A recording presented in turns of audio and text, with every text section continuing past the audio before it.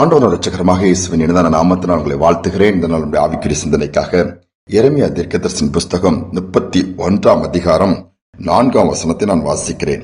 இஸ்ரவேல் என்னும் கன்னிகையே, மறுபடியும் உன்னை கட்டுவிப்பேன், நீ கட்டப்படுவாய். மறுபடியும் நீ மேல வாத்தியத்தோடும் ஆடல் பாடல் செய்கிறவரின் களிப்புள்ள கூட்டத்தோடும் புறப்படுவாய். ஆண்டவர் இஸ்ரேல் ஜனங்களை பார்த்து சொல்லுகிறார்கள், மீண்டுமா நான் உங்களை கட்டி எழுப்புவேன், நீங்கள் கட்டப்படுவீர்கள். அதோடு மட்டுமல்ல, வாழ்க்கையின் சூழல் எல்லாவற்றையும் மாற்றி மீண்டுமா உங்கள் தேவனாய் இருந்து உங்களை நடத்துவேன் அந்த இடத்துல வாக்கு கொடுக்கிறார். இந்த வசனங்களை வாசிக்கும் போது அதான் சொல்லப்பட்டிருக்கு, அக்காலத்தில் நான் இஸ்ரவேலின் வம்சங்களுக்கெல்லாம் தேவனாய் இருப்பேன் ஆண்டவர் சொல்லுகிறார். சிதறடிக்கப்பட்ட ஒரு சூழ்நிலையிலே ஆண்டவர் அவர்களை பார்த்து சொல்லுகிறார், மீண்டும் ஒரு வாய்ப்பு, மீண்டும் ஒரு சூழ்நிலை உங்களுக்கு சாதகமாய் மாற்றி கொடுத்து கட்டி எழுப்பி மீண்டுமாய் வாழ்ந்திருக்க பண்ணுவேன் சொல்லுகிறார். நம்முடைய ஆண்டவர் அப்படிப்பட்டவர் தான். அநேக நேரத்திலே இடிக்கப்பட்ட உடைக்கப்பட்ட வாழ்க்கை குடும்பங்கள் என்று ஏராளமாய் பார்க்கிறோம். சரீரங்கள் சிதைக்கப்படுகிறது, கொடிய வியாதியினால் பாதிக்கப்படுகிறது, எல்லா பக்கங்களிலும் நெருக்கம், ஒன்றுமில்லாமல் போய்விட்டார்கள், ஒன்றுமில்லாமல் அவர்கள் குடும்பம் ஆகிவிட்டது, பல காரியங்களை கேள்விப்படுகிறோம். விபத்திலே ஆபத்துகளிலே ஒரு நாள் இரவோடு இரவு குடும்ப சூழ்நிலையை தலைகளாய் மாறிவிடுகிறது. ஆனால் நம்முடைய ஆண்டவர் என்ன பண்ணுவாராம், மீண்டுமாய் பட்டுப்போன நிலைமையா இருக்குமானால் துளிக்க வைப்பாராம், முடிந்து போனதால் மீண்டுமாய் உயிர் பெற வைப்பாராம். அதுதான் நம்முடைய தேவனுடைய ஸ்பெஷாலிட்டி. ஒரு அருமையான ஒரு சாட்சி நான் கேட்டு எனக்கு மிகுந்த ஆச்சரியமாக இருந்தது. ஒரு பெரிய மால் மாதிரி பெரிய கடை வைத்திருக்கிறவங்க, அது ஃபயர் ஆகி போச்சுது. எரிந்தா ஏராளமான நஷ்டம், என்ன செய்வதுன்னு தெரியவில்லை.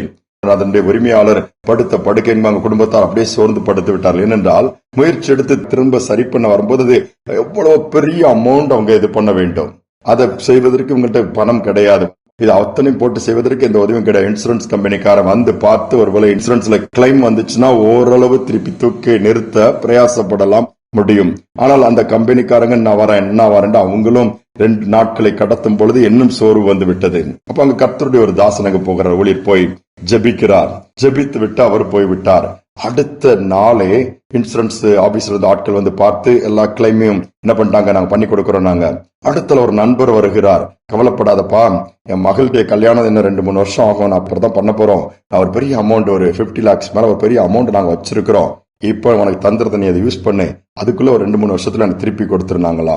உங்களால் நம்பவே முடியவில்லை. பாருங்கள், உடனே தங்களுடைய வேலையை ஆரம்பித்தார்கள், இந்த கடையை புதுப்பித்தார்கள், எல்லா பொருட்களையும் வாங்கி திரும்ப வைத்து வித்தின் 1 month கூட ஆகல, பழையபடி நார்மல் நிலைமையில அந்த கடை வியாபாரங்கள் அந்த வேலைகள் எல்லாம் தொடங்கி திரளான கூட்டங்கள் திருப்பி வர ஆரம்பித்தார்கள்.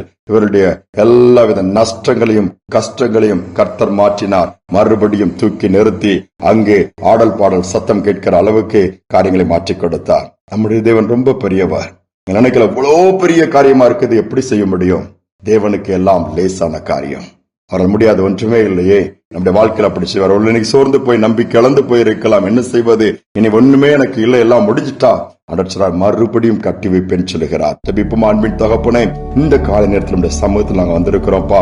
அநேக நேரத்தில் இழப்புகள், பாடுகள், நஷ்டங்கள், கஷ்டங்கள், எல்லாவற்றும் தோல்விகளை சந்தித்து ஏராளமான பிள்ளைகள் வேதனையோடு கடந்து போகிற நாட்களை நாங்கள் பார்க்கிறோம் அப்பா. அந்த சூழ்நிலையிலும் அப்படிப்பட்ட சூழ்நிலையில் கடந்து போகிற பிள்ளைகளை எனக்கு தைரியம் கொடுத்து நான் மீண்டுமாய் கட்டுவிப்பேன், மீண்டுமாய் எழுப்புவேன், மீண்டுமாய் அற்புதத்தை செய்வேன் சொல்லி அவங்களை உற்சாகப்படுத்துங்கப்பா. நம்மால் முடியாத காரியம் ஒன்றுமே இல்லையே. நீ ஜீவனுள்ள தேவன், நீ சகலத்தையும் செய்ய வல்லவர். அப்படியே இஸ்ரவேல் ஜனங்களுக்கு வாக்கு கொடுத்தது போல இந்த வார்த்தையின்படி கேட்கிறவருக்கும் நீ வாக்கு கொடுப்பதற்காக நன்றி. தாழ்த்தி ஒப்பு கொடுக்கிறேன். துதிகனமையுமே ஏற்றுக்கொள்ளும் இயேசுவின் நாமத்தில் பிதாவே, ஆமென், ஆமென்.